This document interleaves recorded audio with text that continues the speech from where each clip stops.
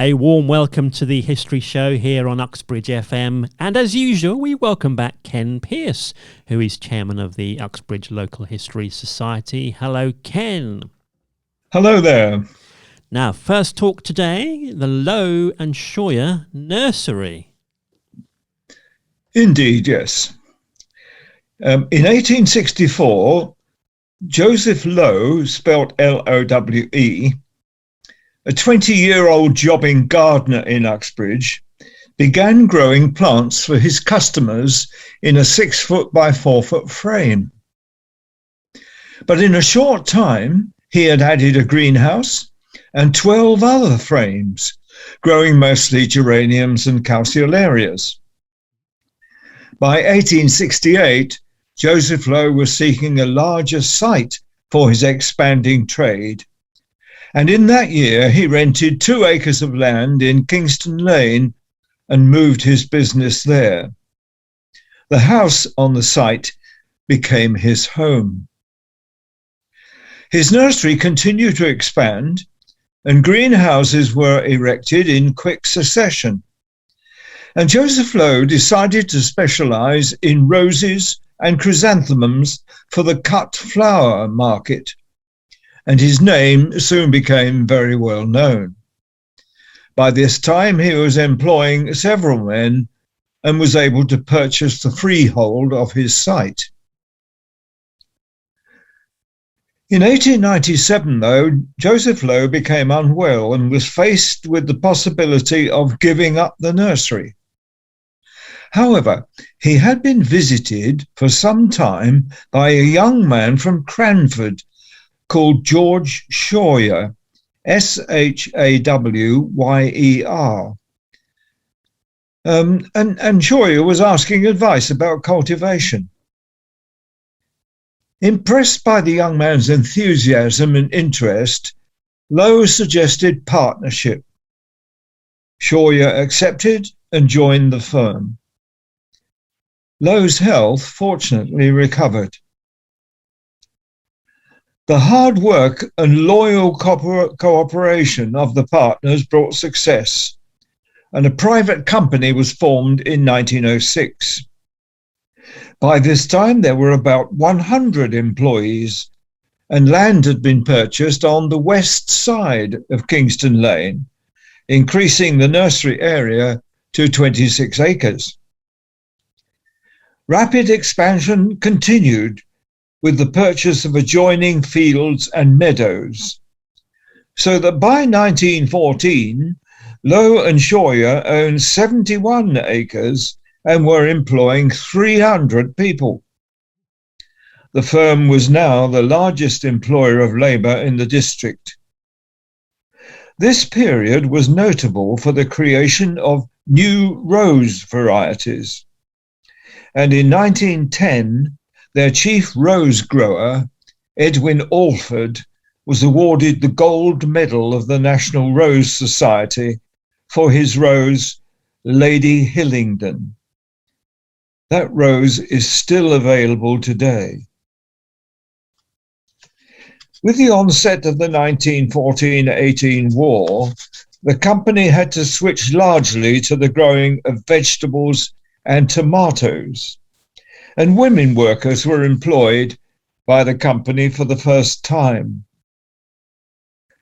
The post-war years saw a return to flower production, and the local unemployment problem was partly solved when gangs of men were employed to straighten the course of the River Pin that ran through the nursery.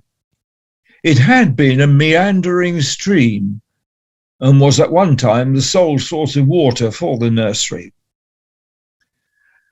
By 1925, when a party of American growers visited the site, it was described as Britain's biggest greenhouse range.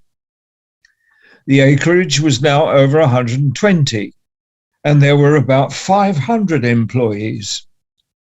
The Americans reported, "At present, we have nothing at all to compare with it." By then, carnation growing was rapidly developing, along with gladioli, sweet peas, irises, daffodils and tulips.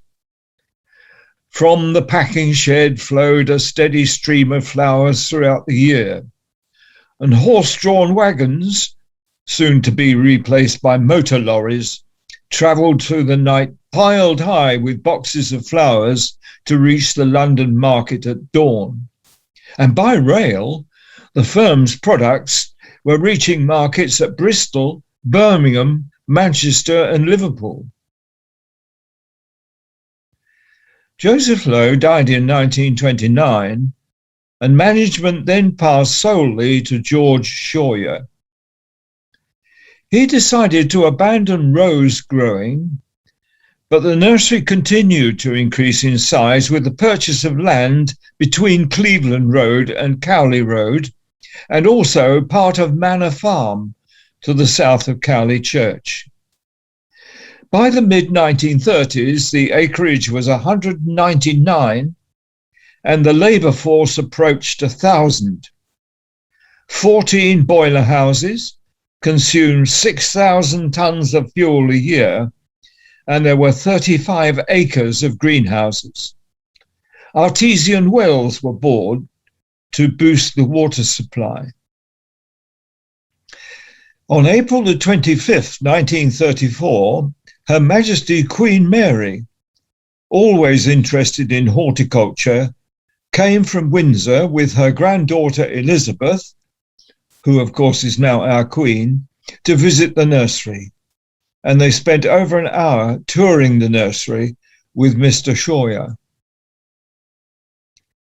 In 1938, with a workforce of 1,400 in the peak month of August, the record total of over 4 million dozen blooms was sold.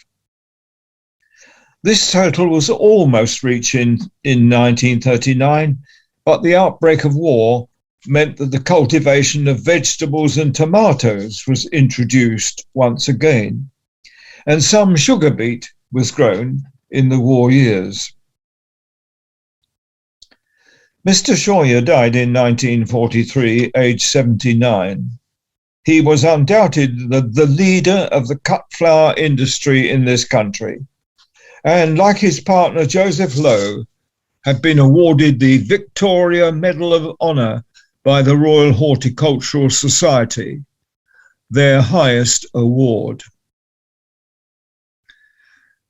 Alas, post-war problems proved insurmountable. Not least was a shortage of labour, for agricultural wages were much lower than those that could be obtained in other trades. Working long hours among cold, dripping plants and being called out on frosty nights to protect the blooms did not appeal. Also, the greenhouses had not been well maintained in the war, and many were in poor condition. And by this time, there was now competition from foreign growers who were able to fly in their products from warmer climes. The nursery kept going until 1958, when the company decided to go into voluntary liquidation. The greenhouses and effects were sold and the site cleared. Most of the site, of course, was to become the home of Brunel University. The font of all knowledge, Ken. Right, thanks for that. We'll have more shortly.